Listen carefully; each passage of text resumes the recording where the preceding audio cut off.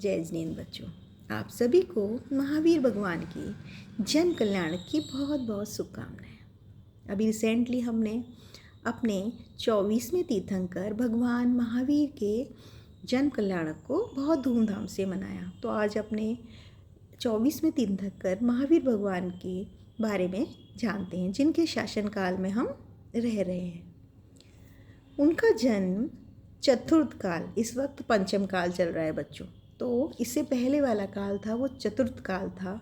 उनका जो वर्थ है वो चतुर्थ काल के जब 75 ईयर्स 3 मंथ्स रह गए थे, शेष रह गए थे, तब वैशाली गणराज्य के वासी कुंडल ग्राम में राजा सिद्धार्थ के नंदाव्रत राजमहल में रानी त्रिशला देवी के उदर से उनका जन्म हुआ था। और उस दिन क्या था, चैत शुक्ल त्रयोदशी का दिन था, यानी कि चैत माह में शुक्ल पक्ष की 13 के दिन भगवान महावीर का जन्म हुआ था। आप सब अच्छे से लर्न करेंगे। हम सबको अपना अपना बर्थडे याद रहता है ना, अपने फ्रेंड्स का भी याद रहता है, तो अपने भगवान का भी याद रखना आवश्यक है।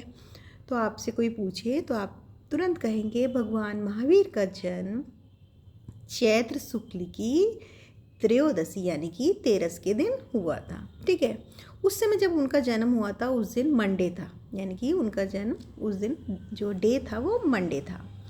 सभी देवताओं के साथ साथ सारे मनुष्यों ने बहुत धूमधाम से भगवान का जन्म कल्याणक मनाया था। हमने बताया था कि तीर्थंकर भगवान के 5 कल्याणक होते हैं, गर्व, जन्म, तप, ज्ञान और मोक्ष। तो इसमें जो जन्म कल्याणक है वो भी सारे देवता और मनुष्य मिलकर बनाते हैं। जैसे ही तीर्थंकर भगवान का जन्म हुआ वैसे ही इंद्र का जो शासन है ऊपर वो कंपायमान होने लगा। स्वर्ग से इंद्र आता है, सची इंद्राणी आती है, बालक भगवान के जो है दर्शन करती है। जो इंद्र है वो बालक को ले जाते हैं, भगवान जब बालक रूप में होते हैं उनको ले जाते हैं, पांडुक शिला पर उनका अभिषेक करते हैं क्षीर जल से। और जो भगवान के दाएं पैर का दाहिना अंगूठा होता है उसमें जो चिन्ह होता है वही भगवान का चिन्ह वो रखते हैं। आपने लर्न किए ना, हमारे सारे तीर्थंकर भगवान के अलग अलग चिन्ह हैं। आदिनाथ भगवान का बैल, अजितनाथ भगवान का हाथी, इसी तरह महावीर भगवान का क्या है, यस, सिंह।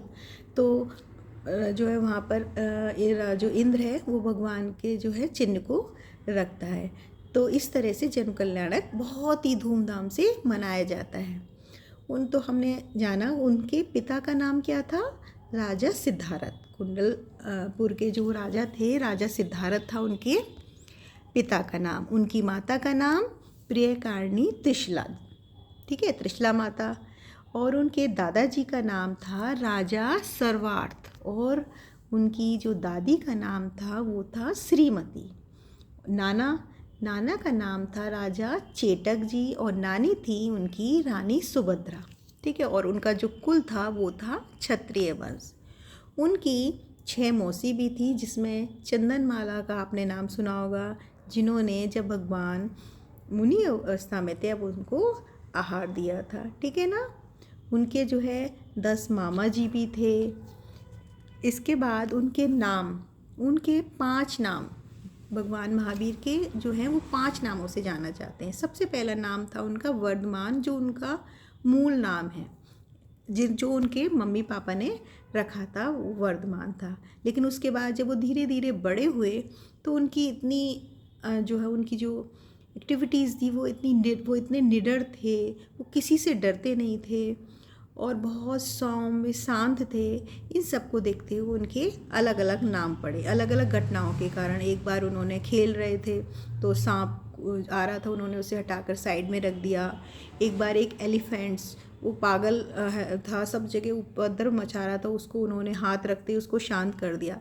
इन सब घटनाओं से लोगों ने उन्हें अनेक नाम जो दिए वो थे वीर, अतिवीर, सन्मति और महावीर। ठीक है, तो इस तरह भगवान के कितने नाम पड़े। आपका भी जैसे निक नेम होता है ना, तो भगवान के 5 नाम पड़े, वर्धमान, वीर, अतिवीर, सन्मति और महावीर, जिसको हम आज जानते हैं भगवान महावीर। ठीक है, उसके बाद उन्होंने जो है शादी नहीं की, मैरिज नहीं की। श्वेतांबर संप्रदाय में कहा जाता है कि भगवान ने शादी की थी और उनकी पत्नी का नाम यशोधरा था, जबकि ऐसा नहीं है। हाँ, कलिंग देश के चंपापुरी के महाराजा चित्रशत्रु की सुपुत्री यशोधरा का विवाह का प्रस्ताव उनके पास आया था, लेकिन उन्होंने मना कर दिया था और जो है वो बाल ब्रह्मचारी थे। हमारे 5 तीर्थंकर बाल ब्रह्मचारी हैं। बाल ब्रह्मचारी का मतलब होता है जो शादी नहीं की, जिन्होंने वो ब्रह्मचर्य व्रत जो है उन्होंने धारण किया। वो 5 में से भगवान महावीर थे और उन्होंने शादी बिल्कुल नहीं की थी। यशोधरा ने भी राजुल की तरह से जब भगवान ने प्रस्ताव नहीं माना तो उन्होंने भी अपना जो है जीवन वो आत्मसाधना में बिता दिया। उन्होंने जो तीर्थंकर बनेंगे ऐसी प्रगति का बंध जो है जब किया था, जब वो नंद राजा के भव में, जब वो मुनिव्रत अवस्था में प्रतिष्ठित सुत केवली के पादपूल में जब थे, तब उन्होंने तीर्थंकर प्रगति का बंद किया था। और उस समय जो है भरत क्षेत्र में बासपूज भगवान का शासन चल रहा था। ठीक है। और पिछले भाव में उन्होंने सम्यक दर्शन जब प्राप्त किया, इससे पहले जब वो शेर की पर्याय में थे तो अमित कीर्ति और अमित प्रभु 2 चारण जो मुनि थे उन्होंने उन्हें संबोधन किया, जिससे उन्हें सम्यक दर्शन प्राप्त हुआ और उन्होंने हिंसा छोड़ दी और अहिंसक आचरण प्रारंभ कर दिया। उनकी आयु यानी कि उनकी एज 71 ईयर 6 मंथ और 17 डेज थी। ठीक है, 71 ईयर 6 मंथ और 17 डेज थी। 30 ईयर्स तक वो घर में ही रहे। वो तो बहुत पहले दीक्षा लेना चाहते थे, लेकिन उस समय उनके मम्मी पापा ने उनको परमिशन नहीं दी, तो उन्होंने उनकी बात मानी। देखो, भगवान भी अपने मम्मी पापा की बात मानते हैं, तो हम सबको भी अपने पेरेंट्स की बात माननी चाहिए। उसके बाद उन्होंने अपने भाई से परमिशन लेकर उन्होंने दीक्षा ली थी।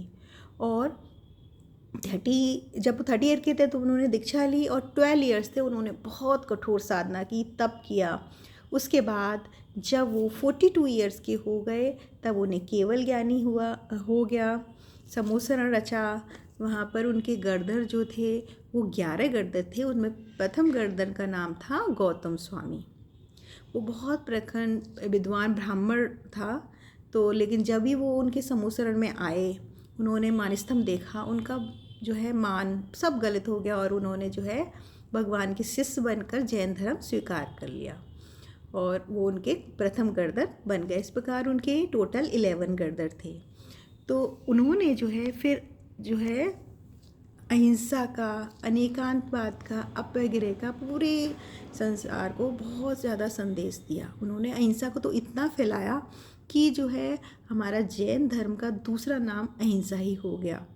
उनके इतने ज़्यादा संदेशों की वजह से ही कहीं कहीं ये मान लिया जाता है कि भगवान महावीर ही हमारे जैन धर्म के संस्थापक है, लेकिन ऐसा नहीं है। हमारे प्रथम तीर्थंकर तो भगवान ऋषभदेव है और हमारा जैन धर्म तो उससे पहले से भी चला आ रहा है। ठीक है ना। लेकिन भगवान महावीर ने अहिंसा का बहुत दूर दूर तक फैलाया। वही अहिंसा जिसको अपनाकर गांधी जी ने हमारे देश को स्वतंत्र कराया और आज भी इस अहिंसा की बहुत ज़्यादा आवश्यकता है। आज जब पूरा विश्व तीसरे विश्व युद्ध के डर से भयभीत है, तब ऐसे भगवान महावीर के संदेश की हमें बहुत ज़्यादा आवश्यकता है।